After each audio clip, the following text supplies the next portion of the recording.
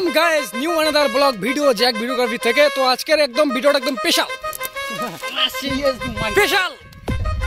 তো চলে এসেছি কোথায়? রামসাই।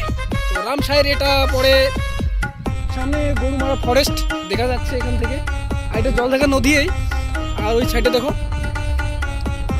আর আজকে আমরা এখানেই রিভিউ করাবো এই জায়গাটা কেমন, দেখতে থাকো।